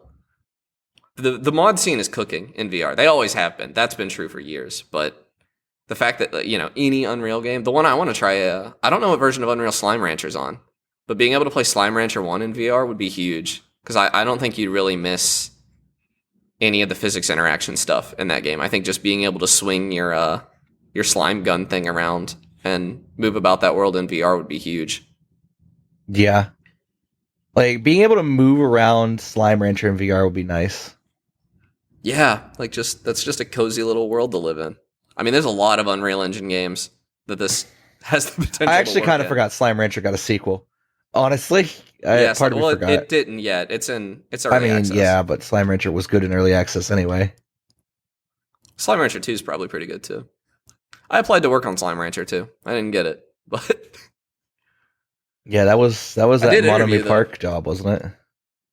Yeah, I interviewed. Oh yeah, I remember you talking about that. Yeah, that was fun. That was a really cool experience. I'm not real torn up that I didn't get it. That's like gotta be one of the most desirable gigs in gaming. Like they have such a good, employment package. Yeah. But anyways, do we have any final thoughts on VR, the current state of VR? I gotta say, my impressions of VR are a lot more positive after this episode than before this episode. Yeah, that's why I wanted to do it. I was shocked. Like, I guess I wasn't shocked. I've never heard Ryan talk about VR at all, but I know that he loves his Steam Deck, and so I was thinking, like, to me, loving Valve would be enough reason to want to give a Valve headset a try. I don't know. And he didn't know standalone headsets were really a thing. So it occurred to me that people that are plugged into this stuff really just don't. VR is not doing a good job of reaching them. It's very hidden. It's their marketability issue, not like. Yeah, All right, VR manufacturers, we told you the issue. Now, get on that. I don't even think it's necessarily manufacturers. I think it's really unfair that gaming news sites are not covering this stuff. They don't. I don't know what the solution. I guess there's not enough clicks in it because not enough people play VR because there's not enough coverage of VR. You know? I don't know how you get around that. But I shouldn't have to watch. Not to discredit small YouTubers. Some of these small YouTubers are doing good work, but a lot of them are not doing good work. I've watched a lot of mediocre videos in the past week, but like, I shouldn't have to go to some random YouTuber I've never heard of to find out what games are worth playing on the Quest, which is pretty much what I had to do. Yeah. All right, Connor, why don't you tell us about some of the VR games you're playing? I talked about Asgard's Wrath enough. I want to talk about Light Brigade more. Light Brigade is really cool. It's World War I style guns, and the aesthetic, I can only describe it as indie. Like, it's 3D, obviously, but it feels very indie because it is. But it's kind of religious. You're like some sun cult, and you're fighting these shadow zombie guys, and it's a roguelike, and there's magic. But you start out as the rifleman class. You have this like not bolt action. It's a semi-automatic cartridge-loaded gun. You have to actually pull the bolt back when you load it, which is like a nice touch. And it's a two-handed gun, which is something Half-Life Alyx was too... It's a little wonky, so Half-Life Alyx didn't do it. But this game does it pretty well. Albeit I'm a terrible shot with it. But it's really cool. Like, you can teleport, but you can also move with your control stick. And you move through these levels, and you have to shoot these zombies that also have World War I style guns and are shooting back at you. You also can find wands that can like throw little fireballs. You can find grenades. Your enemies can throw grenades at you, and you can throw them back if you catch them or you get blown up. It's just a fun little roguelike. It's really hard. I haven't beaten the first boss. I think there are 3 bosses. I think if I was a better shot, it would be less hard, but that's one of those things I'm still kind of getting used to shooting a gun in VR. Yeah. Or just in general. Like, it's not a skill set I have. So I find I'm actually almost better at hip firing than I am aiming down sights. It takes me so long to line up iron sights to actually shoot. And all these guns are iron sights. But I'm having a ton of fun with it. It's like, my runs tend to be like 20 minutes long, which is like perfect. I throw on the headset, I do a run, I take the headset off. Is there a VR like gun attachment that you can use for this game? I'm sure there are, but I wouldn't want it. Because like your hands would just be stuck, and like I holster my gun all the time so that I can do stuff with my hands in this game. Okay. Like, there's stuff I want to pick up. A lot of interactions in this game, you actually put your hands together to pray, and it's a spell, so it reveals all the enemies around you, and you can see them through walls and stuff. That's nice, but it has a very long cooldown. You can find like Dark Souls style ghosts, I think, that other players left behind. And when you pray at those, you get some money and sometimes some ammo. And you also have to pray to open doors at the end of the level, which is just kind of a neat little interaction. You just put your hands together for a few seconds and stuff happens. Yeah. It feels good. The haptics are really good in it. The haptics are really good on the Quest in general, by the way. I didn't even mention that. It just works great. Feels excellent. Yeah, haptics are good. Like, I'm a firm believer in haptics and amount they add to immersion. Yeah, no, the fact that I know, like, when I reach behind my head to grab my gun, I feel it. I feel it in my hand when my hand is in the right place, and I grab down with the grip and I pull it forward. You know, you need that. And it just feels really good. And the classes are fun. I just unlocked a class called the Pistolier that is just 2 pistols. And that's really fun, but I'm terrible at it because my aim is so bad. So I'm having to like get right up on top of guys and just shoot them really fast and then try to duck behind cover. VR shooters are interesting because you have to think about stuff you never think about in a flat screen first-person shooter. Like, I always try to find cover that I can peek out to the right because I'm right-handed and right-eye dominant. So peeking out from the left, I have to expose a lot more of my body to comfortably shoot my gun than I do from the right. Like, you would never think about that in, like, Fortnite or Call of Duty or something, you know? That's really cool. I don't know. Full marks for Light Brigade. It's like a fun roguelike. It's not like a 10 out of 10 or anything, but if you like roguelikes, it's probably the one to get in VR. for shooters at least. I haven't played. There's also like Compound, which is another shooter roguelike, and Ancient Dungeon, which is more of a fantasy style thing. So if you don't mind, do you want to talk a little bit more about Asgard's Wrath? Because I'm just curious about that game. So Asgard's Wrath is tough to talk about. I don't agree that it's a 10 out of 10 game, but it's also an RPG, an open world RPG, and you know how I feel about those. But it's pretty compelling. There's four... Like what is it? Do you like is it a Skyrim style, like make your own character, first person magic, like So I didn't play Asgard's Wrath 1, and this picks up after Asgard's Wrath 1. Loki has trapped so you. It's very much a story continuation. Yes, there's a story, yeah. Loki trapped you in a tavern for all eternity, I guess. You are in the tavern, an Ankh shows up, which is an Egyptian symbol. Okay, so mixing mythologies already. And the Ankh somehow frees you from the tavern. You fight a big bird thing.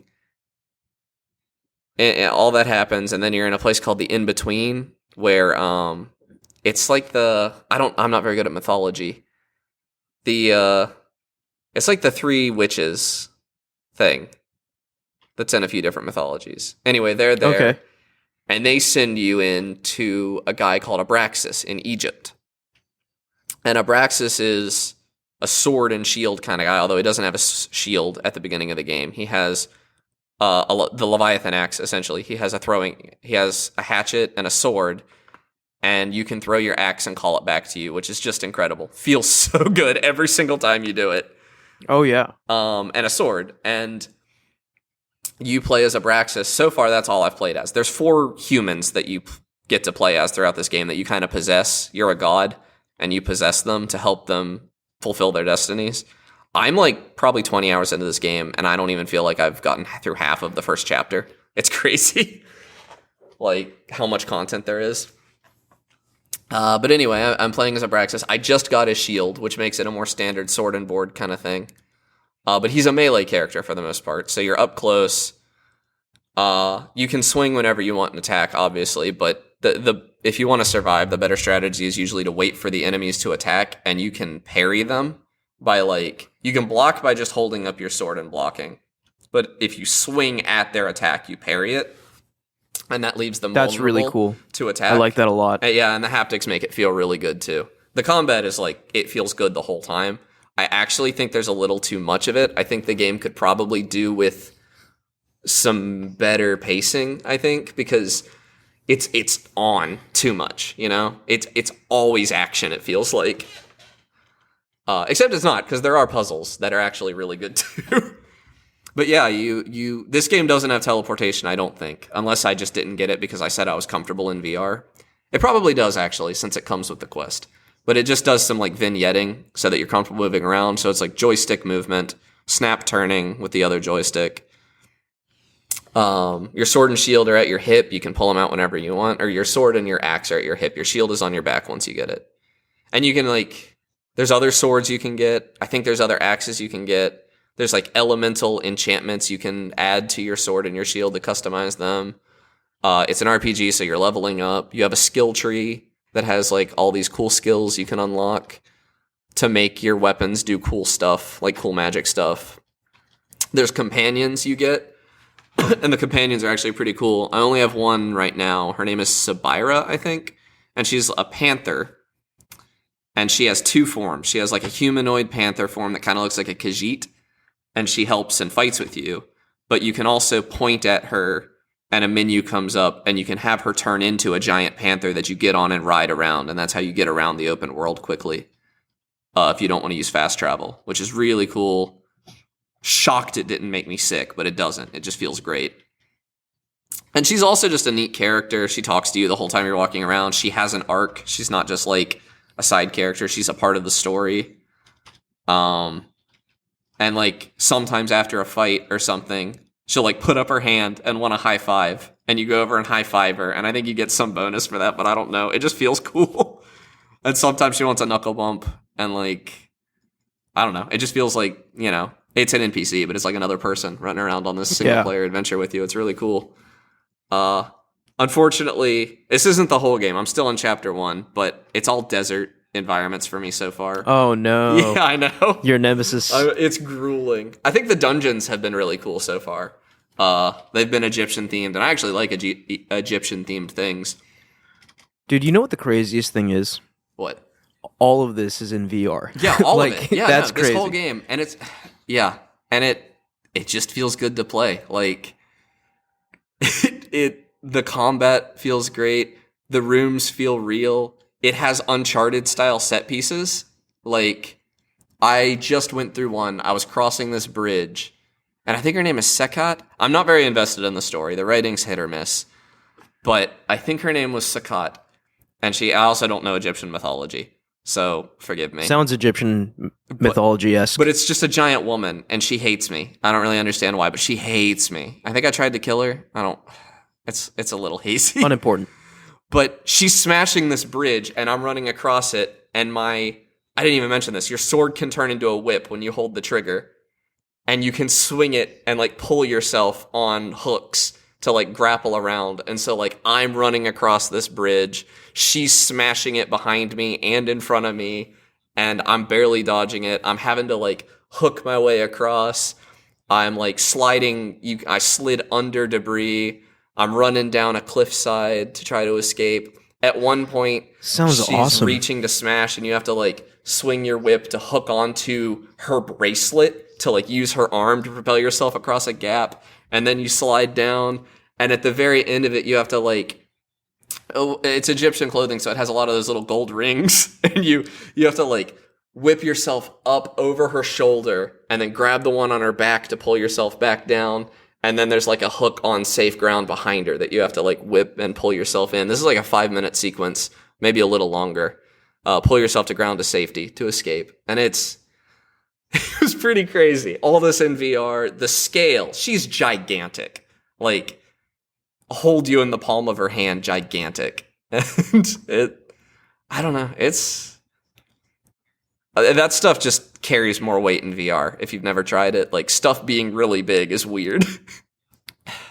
Yeah. Sounds like something I would really enjoy playing. I think you would. Yeah. Yeah. You know, I would recommend a MetaQuest 3. Yeah, a MetaQuest 3. I guess. If you buy a 3, it comes with the game. I don't know. If you plan on playing a lot of standalone VR, I would personally go Quest 3 if I was in your shoes. Otherwise, Quest 2 is pretty compelling. But you're going to be playing this game at 72 hertz in a Quest 2 versus 90 in a Quest 3. That does matter. I think, that matters for VR. a lot. Yeah. But and obviously the Quest 3 has, like, double the graphical power of a Quest 2, so, like, there's a lot of graphical improvements on the Quest 3 as well.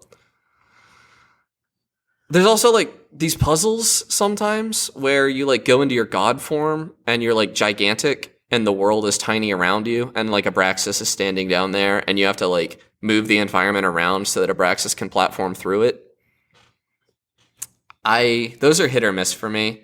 I don't really like how slow it is. You have to hold a button to go into God mode, and it takes a little longer than I would like. It kind of breaks up the flow. But there's also just puzzles with Abraxas where you're, like, throwing his axe at buttons. There are, like, these plates that you can stick his axe in, and he can actually, like, move his axe in a direction after throwing it. So you have to, like, hook it into this thing and then make it move downward to, like, pull it through a track. There's a lot of cool puzzles in this game. And the craziest part about this game is that there are 4 whole characters. So, like, I have only seen, like, not even a quarter of what this game has to offer. And those other characters don't have a sword and a shield and an axe. They have, like, a so totally the gameplay is entirely different. Yeah, some of them are magic users. I think one of them has, like, a bow. Totally different gameplay. Wow. And I'm really looking forward to that because they're not in a desert. They're not in the desert. That's very I have impressive. to get to it. And then the roguelike mode. I didn't even mention that. There's, like, you can get stuff in the roguelike mode that you can transfer over to the main game. And it's really cool. And it's just fun. But you play as one of those 4 characters, and I only have Abraxas. So, but all of that carries over. It's very neat. I'm sure you have more VR games you want to talk about, Connor, but in the interest of having things for next episode, because we're recording tomorrow, let's move on to Mike. Let me look at my Steam library because I'm sure I played a game. I don't want to talk about Dauntless yet. Well, I did have been doing like a real deep dive into Vampire Survivors recently. Oh, great game! I've been It's playing such that a good game. Yeah, I've played it both on mobile and on PC, and it's so good on either platform. Yeah, it's free on mobile. That's the only reason I played it. Yeah, that game goes it's hard. free and no microtransactions either. Yeah, which is the best part. It's wild. And I think it's watching ads for a revive. Simple game. That's it. Yeah, so addicting. Yeah, it is. Yeah. And I think the plus is the DLC is all cheap, so I picked it up, and it has an Among Us DLC. Really? And yes, it does. It's the emergency meeting DLC for PC, and it's so good. Is it? What's in it? Like, what do you do? Oh well, is it there's just all a the Among Us characters. It's all the Among Us characters and the Polis map. Oh, okay. From Among Us, yeah.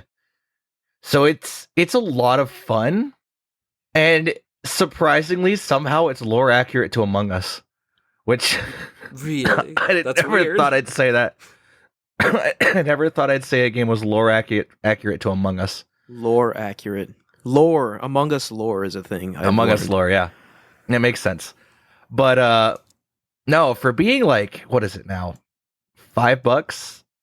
Yeah, I think so. 10 if you want to, like, total if you want to buy all the DLCs. And it's on Game Pass. $10, $12.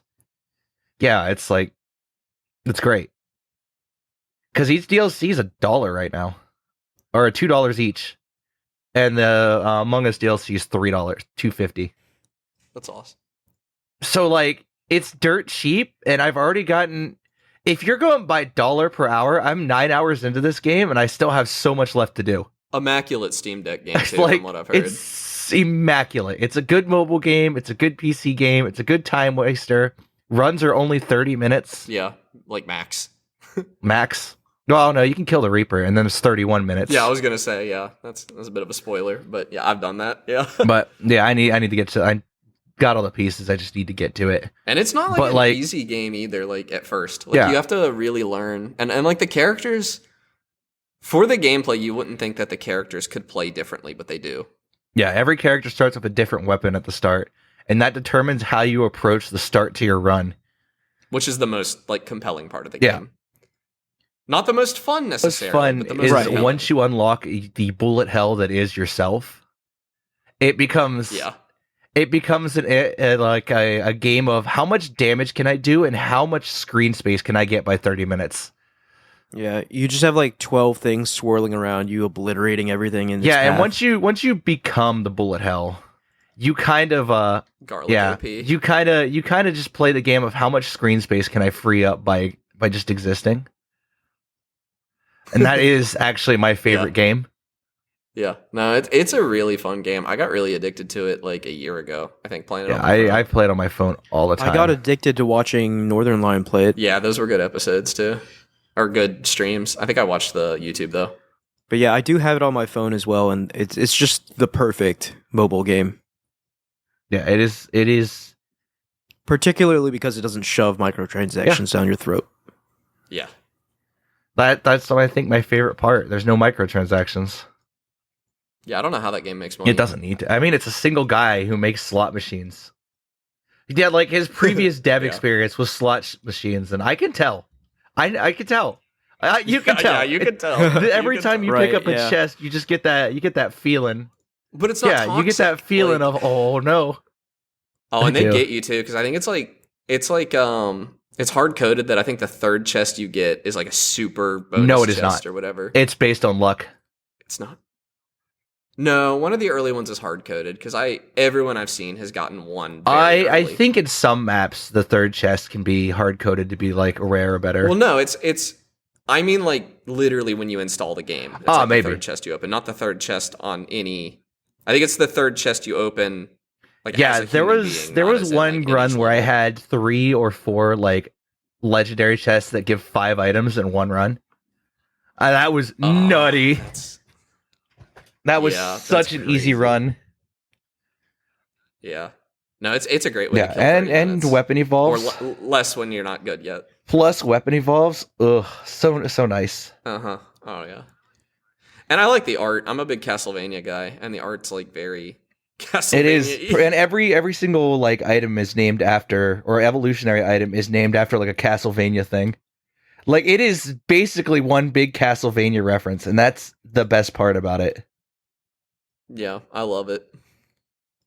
I never thought I'd say, man, I really love the fact that this game is one large Castlevania reference. Yeah. But I do. So yeah, fantastic. It's $5 free on mobile. Just buy it. Just buy it. Like it's on Game Pass. Just buy it. Yeah. Yeah. They're giving it to you practically at this point. So yeah, and it's a great game. Like just buy it. You'll get your $5 worth back very quickly. I promise. Yeah. Like I'll give you the game. I'll give you $5. Hey, listener, right now, contact me. I'll give you the game. Every single listener, I will give you the game if you don't own it. It's gonna really dip into our budget. In an ironic twist, this is the episode that really blows up and gets like thousands of views. The year of this is when I'm bankrupt. Bankrupts Mike. I still gotta go to PAX though. I can't be bankrupt yet. Yeah. I can't wait we need to talk about that a bit. That's gonna be a fun that's trip. exciting. But I will round us off. I'm sure we all have more games, but I'm gonna hold us back because we're doing kind of an unprecedented thing where we're recording today and then immediately tomorrow and then staggering the release of the episodes.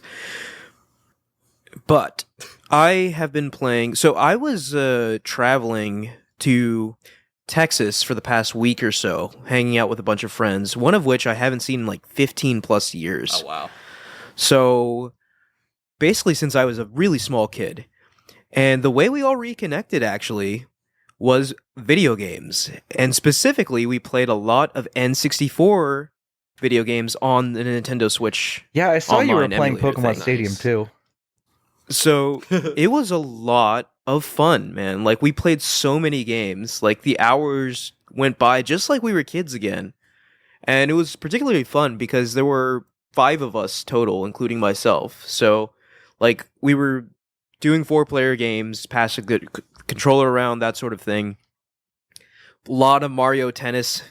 Mario Tennis got very sweaty very quickly. We'd had like tournaments. I'm a god at that game, by the way. Like, I'm the undisputed champion of Mario Tennis 64, and that still holds true to this day. Like, I think I dropped like 2 games the entire time I was there that week. Wow, you were there sweating. I was sweating so hard at that game. But like, was Mario anyone Tennis having fun though? No, it was so much fun. It's like I beat them down and be like, immediately, like, rematch right now. Like, we wasted so much time playing Mario Tennis on 64. But we also played Mario Party 2, like the original, and on N64, and the older Mario Party games were pretty savage. Like, a lot of star stealing, a lot of yelling. Also hurt people. Like, Nintendo had to like give out gloves because so many people were hurting their hands doing the control stick spin thing. The mini games were brutal. Yeah, well, like a lot of spinning the stick around, a lot of tapping A as fast as you can. Like, our blood pressure shot through the roof, like playing some of these mini games, like, quite frankly. But that was a lot of fun.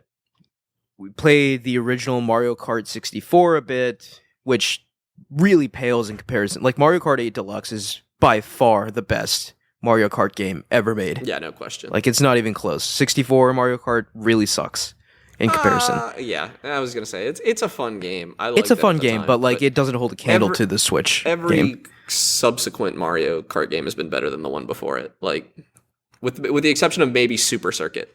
Like, and another really fun thing we did is that we beat Super Mario 64. So we basically just passed the controller around and collected 70 stars and beat Bowser over the course of the week. Star it?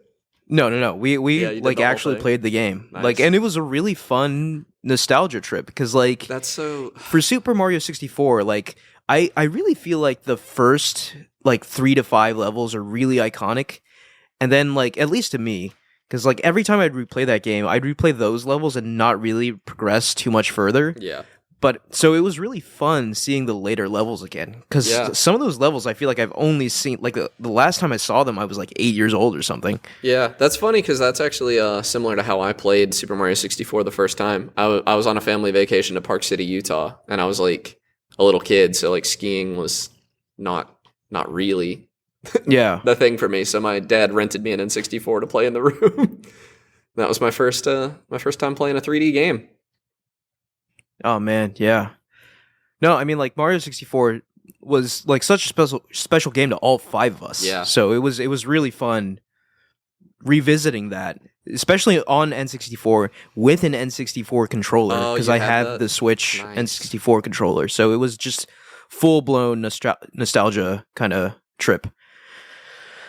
But what else? Yeah, Pokemon Stadium too. There was a lot of that being played. Great game. Like, they really need to make more Pokemon Stadium games. Like, those games are a ton of fun. I've never played them. I mean, I don't know. I thought it was it's just battling. A way to do battles on the TV. It's just, yeah, it's basically just battling on the TV. And it's like, but I think the jank makes it really fun, especially in Pokemon Stadium 1. Like, Gen 1 is so wonky. It's like Gen 1 rules. It's not Gen 2. Yeah, but no, Gen 2. Like, Pokemon Stadium 2 is Gen 2 rules. So it was the better game. So we did default to that most of the time. Yeah. But, like, the Pokemon Stadium games also have those fun little mini games, and we played those quite a bit, too. Like, the Lickitung sushi game in Pokemon Stadium 1, and the Delibird delivery game in Pokemon Stadium 2. It was also the only way to play Pokemon on the big screen back then, on N64. Because there was no official Game Boy adapter for the N64, unlike the Super NES and GameCube. Right, yeah. Fun fact. We also played like Star Fox 64, which was a lot more fun than I remember it being. Yeah, like, especially the multiplayer was a lot of fun. There's a reason. Like, we were dogfighting and like it was great. I was like, where the hell is this, Nintendo? Like, you had something great here. Yeah. We also played a bit of GoldenEye on 64. So just a Nintendo 64 fueled week. Very which fun. I really think that, I don't know. I think if you hand like a kid an N64 today, they'll be like, these games are crap. But I do feel like growing up with it, it just really cemented that console as something incredibly special to me and a bunch of others around my age. Yeah. So definitely. Yeah, had a lot of fun with N64 games with old friends this past week. So that's it for me, and I think that's going to be it for us. Somehow, I mean, this is only the second episode of 2024, but it's also like 2 hours, so I don't know if this is a trend going forward now. Yeah, but I didn't mean to. I guess I'm here for it. VR is just a big topic. No, I mean, I honestly feel like we could talk forever, but the editing part is the only thing that's deterring me from doing that. We'll revisit it maybe once the Apple Vision Pro releases. Right. Yeah, hopefully. Thank you all for listening. You can follow us at @Podcast Game Talk on Twitter. Please like, rate, and review us on Apple Podcasts, SoundCloud, Spotify, or any other podcast services you use. Click the link in the description to join our Discord and talk to us there. Thank you, Connor and Mike. Yeah, see you guys next week. See you next week. Bye.